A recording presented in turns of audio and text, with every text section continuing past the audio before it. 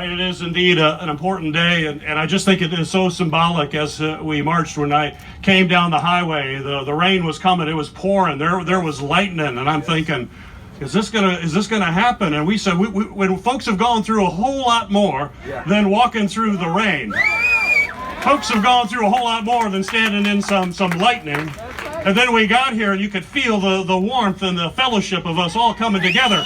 And as we were marching down the road, the sun started coming up. The blue sky started coming up, and you had to say, we are on the path to righteousness. That this is an important day, that we are here together. And as we're here, we remember what has happened just in the last few weeks that have awoken the whole country to the injustice that we have seen for far, far too long. We think of that image which has been burned into my mind of George Floyd. I don't know how anyone could see that image and see that knee on that neck and not be transformed for the rest of your life that this is happening. When you look at the recent incident in Kenosha with Mr. Blake, and you watch those videos, that isn't horrible enough to see that video, to think that his children were in that car.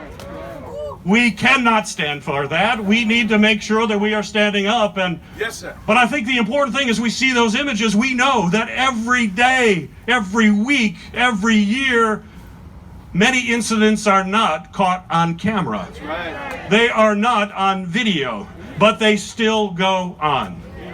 And that is why we march.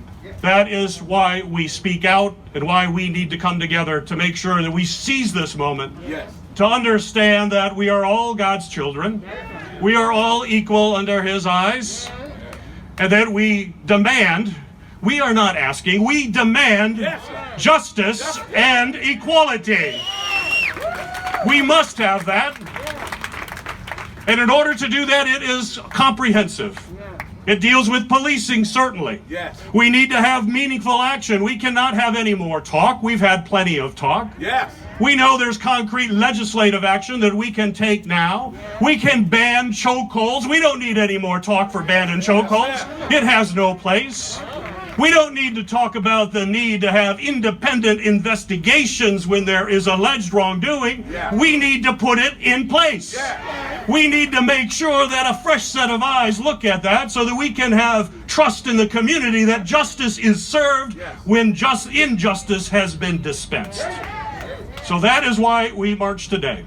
But we also marched because we know there are health inequalities that need to be rectified. When we live in a society, when a pandemic hits our community, and when it hits a particular community, we need to take notice, but we need to do more than take notice. We need to take action. When 40% of the people who have died of COVID-19 in Michigan are African American, we must say this is wrong, this cannot continue, and we must make sure that everybody, no matter who you are, no matter where you live, you have access to quality, affordable health care. It is a right in this country, and we should accept nothing less than that.